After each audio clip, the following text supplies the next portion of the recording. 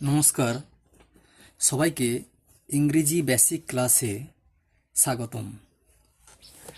আজকে আমরা শিখতে চলেছি ভার্ব। ভার্ব কি? অর্থাৎ ভার্ব হচ্ছে একটা ওয়ার্ড যেটা কি করে, যেটা একটা অ্যাকশন অথবা কোনো ঘটনাকে বর্ণনা করে। ঠিক আছে, তাহলে আমরা বলতে পারি যে a verb is a word.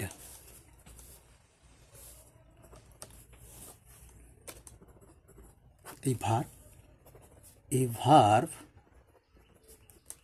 Is a word কেমন দ্যাট কি করে না, দ্যাট ইজ ইউজড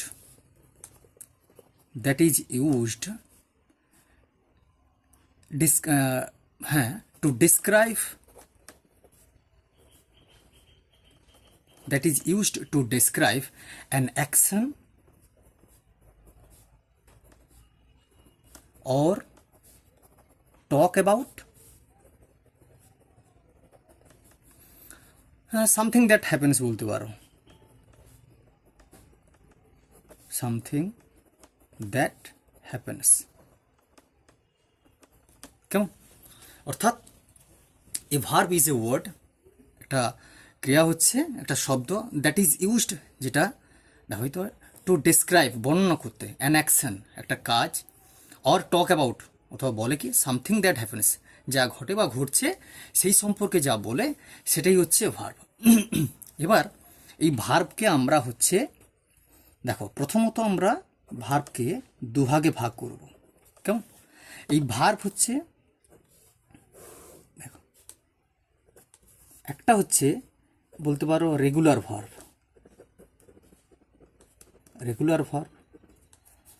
আরেকটা হচ্ছে অক্সিলিয়ারি ভার্ব।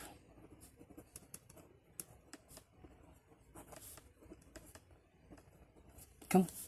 রেগুলার ভার্বকে বলতে পারো মেইন ভার্ব বলতে পারো। ওকে, এই রেগুলার ভার্ব যেমন কি, যেমন ধরো ওয়াক, সিং, টক, প্লে, ইটিস। কেমন? এগুলো হচ্ছে রেগুলার ভার্ব। এবং এই রেগুলার ভার্বের একটা বিশেষত্ব কি আছে বলো দি, যে এটাকে আমরা এই যে রেগুলার ভার্বস হ্যাভ 3 ইনফ্লেকশনাল ফর্ম, যেমন base form, past form and হচ্ছে পাস্ট পার্টিসিপল ফর্ম। ঠিক আছে, তাহলে মানে এই যে রেগুলার ভার্বগুলোর 3টা ফর্ম হয়। ঠিক আছে, আর একটা হয় যদিও যেটা আইএনজি ফর্মে, সেটা আমরা পরে আলোচনা করব। মানে এটা একটা বেস ফর্ম হয়, মানে যেটাকে আমরা প্রেজেন্ট ফর্ম বলতে পারি। ঠিক আছে, একটা হচ্ছে পাস্ট ফর্ম হয়, আরেকটা হচ্ছে পাস্ট পার্টিসিপল হয়।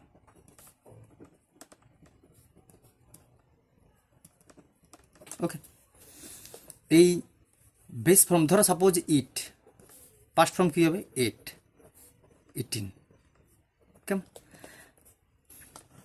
এবার ধরো তোমার বাই নিলাম, যেটা কেনা, বাই থেকে কি হয়? বট, এগুলো তোমরা সবাই জানো।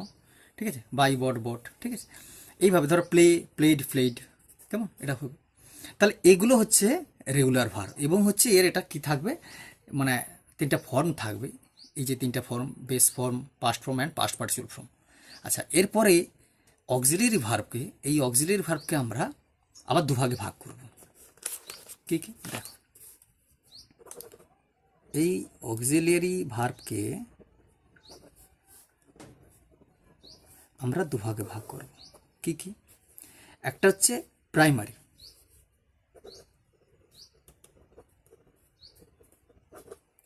আরেকটা হচ্ছে মডাল। কেমন? একটা প্রাইমারি, একটা মডাল। এই প্রাইমারি ভার্বগুলো কি কি? এই প্রাইমারি ভার্বগুলো হচ্ছে দেখো, একটা হচ্ছে বি ভার্ব,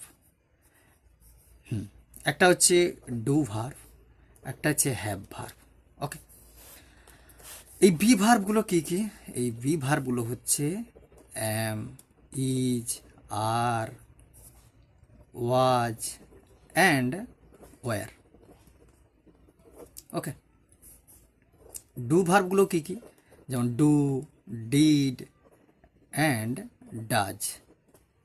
ওকে, নেক্সট হচ্ছে কি হ্যাভ ভার্ব। হ্যাভ ভার্ব কি কি? Have, has and had. Okay, তাহলে এই যে দেখো, তাহলে কি বললাম, এই যে প্রাইমারি অক্সিলিয়ারি ভার্বকে আমরা, অক্সিলিয়ারি ভার্ব কথার অর্থ হচ্ছে সাহায্যকারী ক্রিয়া। এটাকে আমরা কি বলবো? সাহায্যকারী ক্রিয়া। কেমন? সাহায্যকারী ক্রিয়া।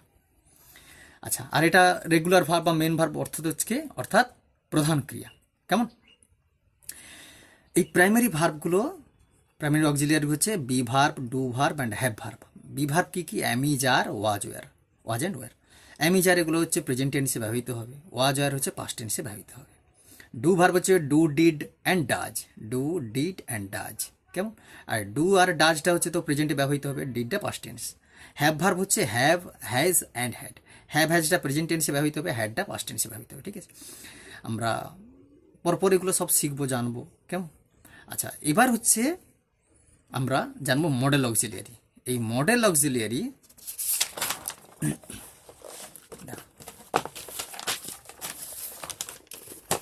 এই মডেল অক্সিলিয়ারি হচ্ছে কয়টা? আচ্ছা, এটা আমরা কি জানলাম? এই প্রাইমারি অক্সিলিয়ারি হচ্ছে, গুণে নাও, এটা হচ্ছে 11খানা হবে। 1 2 3 4 5 6 7 8 9 10 11, টোটাল হচ্ছে 11টি। প্রাইমারি অক্সিলিয়ারি হচ্ছে কটা? প্রাইমারি অক্সিলিয়ারি হচ্ছে 11টি। ওকে, এরপরে মোডাল অক্সিলিয়ারি। দেখো, মোডাল অক্সিলিয়ারি,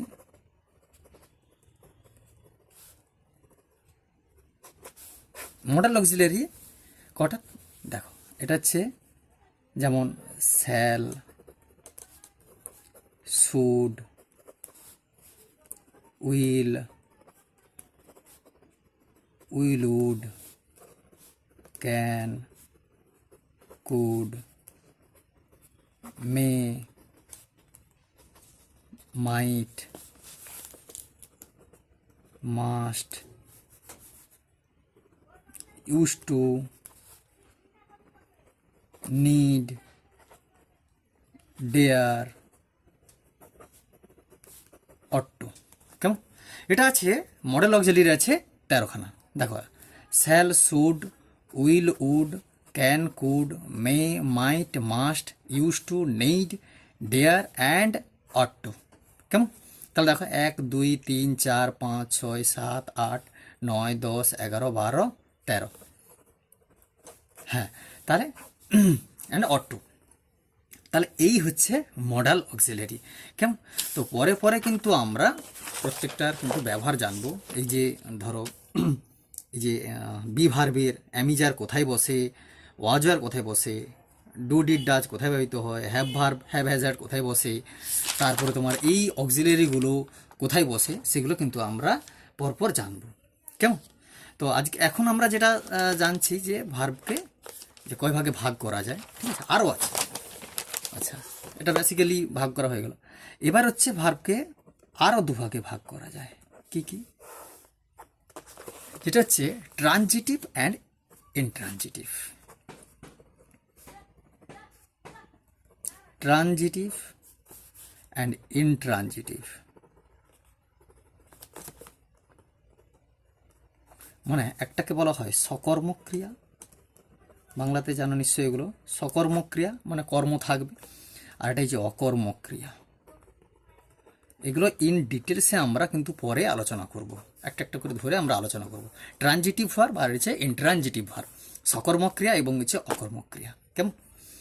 আচ্ছা, এরপরে এছাড়াও আমরা ভার্বকে আরও দুভাগে ভাগ করতে পারি। কি ভাগে? দেখো, যেমন ফাইনিট ভার্ব, ফাইনিট ভার্ব আর হচ্ছে non finite verb. Non finite verb অর্থাৎ বাংলাতে বলা হয়, একটাকে বলা হয় সমাপিকা ক্রিয়া, একটা হচ্ছে অসমাপিকা ক্রিয়া।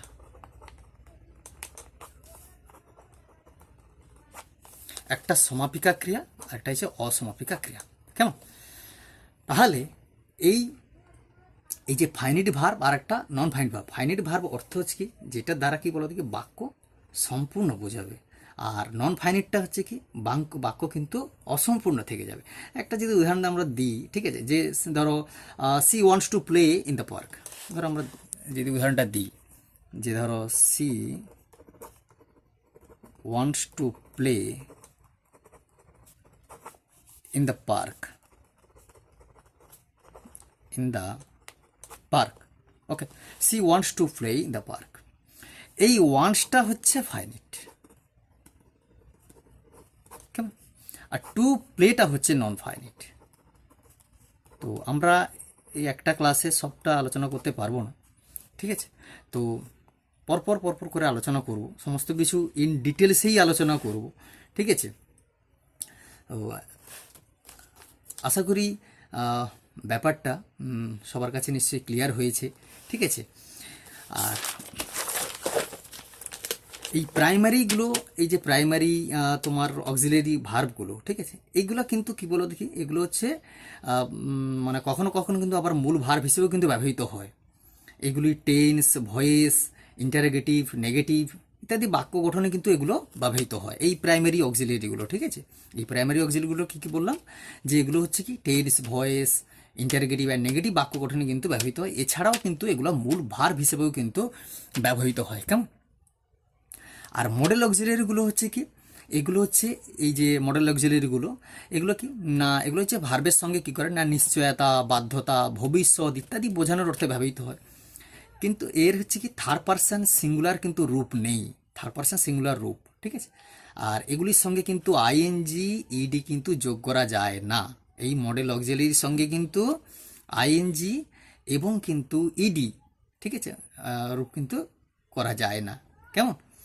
এটা হচ্ছে প্রাইমারি আর অক্সিলারির ব্যাপার, কেমন?